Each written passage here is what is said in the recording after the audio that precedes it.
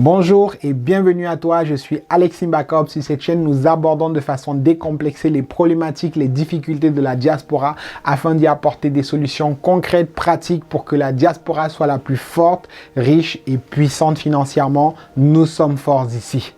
Aujourd'hui, cher diasporaphile, je voudrais te parler de la différence entre une personne dite riche et une personne dite pauvre. Parce qu'en réalité, la richesse et la pauvreté ne sont que des notions, des définitions qui changent suivant le lieu et l'environnement dans lequel on se situe. Donc, ici, je veux te rappeler que je ne suis pas un youtubeur, je ne suis pas un liseur de livres.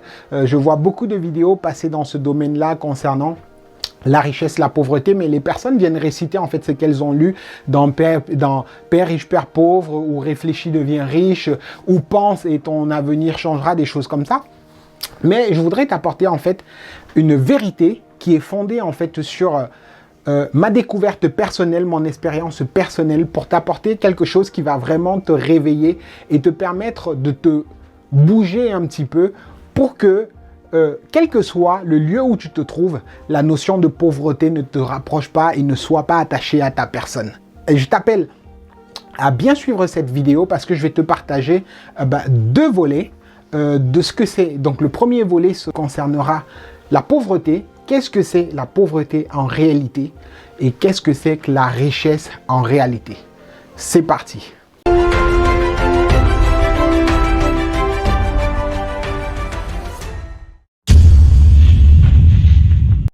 Qu'est-ce que cela signifie être riche? Qu'est-ce que cela signifie être pauvre?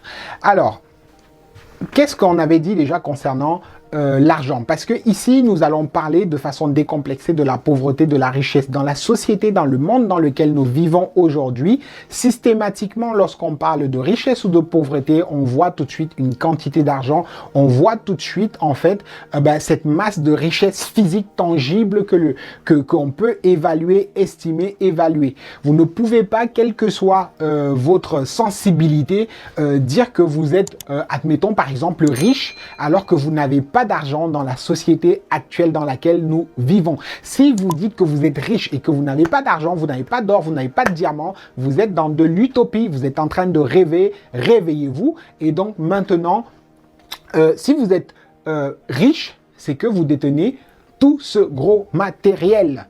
Et je vais vous parler dans cette vidéo que il ne faut simplement pas détenir, mais vous avez la possibilité en fait de manipuler, de faire lever, de faire bouger en fait toutes ces richesses physiques. Donc, parlons déjà de la pauvreté. Qu'est-ce que c'est que la pauvreté? Nous allons nous appuyer sur la définition de l'argent que j'ai déjà donnée dans plusieurs vidéos précédentes que je t'invite à regarder. L'argent est la quantité de dons, de talents que nous avons en nous. Donc, logiquement, nous avons tous des dons, nous avons tous des talents, nous avons tous quelque chose en nous, mais il s'avère que certaines personnes passent à côté de ce qu'elles sont réellement, passent à côté de ce qu'elles ont au plus profond d'elles. Donc, une personne qui va être dite personne pauvre, c'est une personne qui ne manque pas d'argent, mais je dirais que c'est une personne qui n'a pas encore compris ce qu'elle est réellement, ou alors n'a pas encore trouvé le moyen de transformer ce qu'elle est réellement en argent. Donc, il y a deux volets dans la définition, dans cette notion de pauvreté. Le premier volet, c'est que celui qui est pauvre, la personne qui est dite pauvre, c'est la personne qui n'a pas encore compris qui est-ce qu'elle est réellement. Donc, vous pouvez, parce que vous êtes né quelque part, on vous a dit, par exemple, que c'est l'école qui fait réussir. Vous êtes allé à l'école, vous avez fait des études, vous avez fait tout ce qu'il fallait. Peut-être vous n'avez pas fait des hautes études, mais aujourd'hui, ces études-là ne vous servent à rien. Voilà, donc vous avez passé du temps à apprendre des choses aujourd'hui qui ne vous servent à rien. Et pourtant, vous verrez une autre personne qui a appris une seule chose, par exemple, forger du bois, forger du fer, ou une personne qui a appris une seule chose qui consiste par exemple à nourrir des animaux et qui aujourd'hui, une grosse ferme a tellement de richesses. Et donc on se rend compte que l'intelligence humaine ou l'intelligence intellectuelle a très peu à voir avec la richesse financière ou la richesse telle que nous la définissons dans le monde actuel. Donc, si vous êtes classé parmi les personnes pauvres aujourd'hui, ce n'est pas parce que vous manquez d'argent, c'est simplement parce que vous avez raté la cible par rapport à ce que vous êtes réellement. Donc, il est important pour vous de trouver, de comprendre qui est-ce que vous êtes pour pouvoir vous déployer, pour pouvoir sortir en fait ce potentiel-là de vous. Une fois que vous aurez compris qui est-ce que vous êtes, eh ben, vous entrerez dans le deuxième volet de la définition de cette notion de pauvreté, c'est de trouver le moyen de transformer ce que vous êtes en argent. Je m'explique. Vous pouvez avoir quelqu'un qui trouve qui il est. Donc, je suis jardinier. Lorsque je fais du jardinage, ben, tout le monde fait « Waouh, c'est beau! Qu'est-ce que c'est joli! Qu'est-ce qui a fait ça ?» Mais malheureusement, je n'ai pas la faculté ou la capacité ou la connaissance ou les connaissances pour pouvoir rendre le plus bénéfique possible cette activité de jardinage. Donc, je serai un bon jardinier, je serai une personne qui sait faire des belles choses, mais je ne pourrai pas transformer je n'aurai pas l'argent, en fait, je n'aurai pas la reconnaissance par rapport à mon entourage vis-à-vis de mon don ou de ma qualité que j'ai mis en exergue. Et ça arrive beaucoup dans le cercle familial, par exemple. On va voir une personne qui sait, admettons, qui sait bien coiffer ou qui sait bien cuisiner. Voilà, une personne qui sait bien cuisiner. Mais à chaque fois, elle va cuisiner, inviter du monde. Les gens vont manger, dire oui, merci, oh, c'était bon, oh là là, tu pourrais faire un resto, oh, c'est bien, c'est bon, quand tu cuisines, c'est bon. Et la personne va dire, oh non, je cuisine par amour, oh non, je cuisine parce que j'aime bien faire ça. Et pourtant, la personne, en fait, est en train de s'asseoir sur le don, les compétences qu'elle a.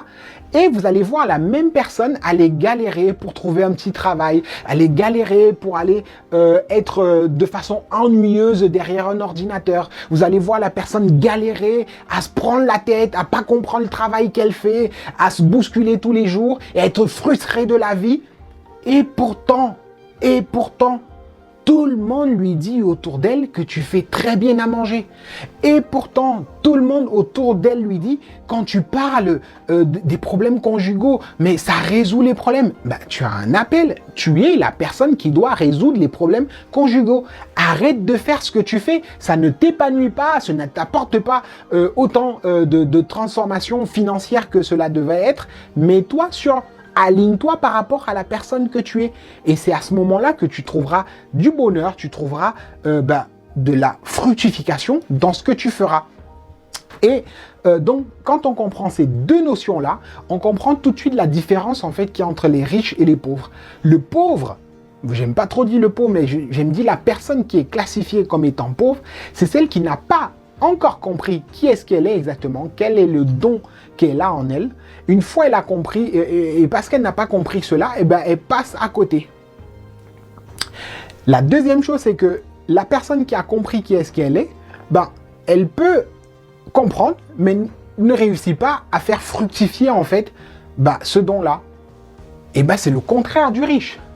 Le riche, non seulement il a compris qui il est, et il a mis en place une mécanique de production qui lui génère beaucoup de ressources matérielles. Et donc, c'est très simple, cher ami. Regardez même les personnes qui sont dites pauvres, telles que l'abbé Pierre, telles que Sœur Teresa, telles que Martin Luther King, telles que Gandhi, telles que Nelson Mandela, telles que le Dalai Lama. Vous voyez que ce sont des personnes qui vont s'habiller de façon modeste, qui vont avoir un esprit d'humilité, qui vont en fait partager une telle simplicité. Mais ce sont des personnes qui se sont retrouvées, elles sont dans leur appel, elles sont tellement en phase, alignées avec ce qu'elles sont, que lorsqu'elles ont besoin d'argent, il suffit simplement qu'elles disent il y a un problème à tel endroit. Vous voyez toutes les personnes apporter les contributions qu'il faut. Donc, quand on parle de pauvreté ou de richesse, ce n'est pas forcément de détenir des millions dans son compte bancaire ou de détenir des centaines de millions avec soi. Non, c'est être en phase. Celui qui est riche, c'est celui qui est en phase avec la personne qu'il doit être. Plus tu es en phase avec la personne que tu dois être, plus tu peux lever des ressources, plus tu peux ordonner aux ressources de ce monde de te suivre. C'est ça, être riche. Être riche, ce n'est pas porter beaucoup de sacs, de mallettes, ou avoir un compte hyper gonflé. Non, être riche, c'est être en phase avec ce que tu es. Et parce que tu es en phase avec ce que tu es en toi-même, en phase avec ce que le meilleur potentiel, le meilleur don que tu as en toi, alors tout ce qui doit accompagner ton don, ben, arrive de façon naturelle. Quelqu'un comme Sœur Teresa ou l'abbé Pierre qui a mis en place Emmaüs, ben, c'est pas des personnes qui détenaient beaucoup d'argent, mais c'était des personnes en fait qui, quand elles avaient besoin d'argent pour résoudre un problème, ben, tous les riches venaient et contribuaient à cela.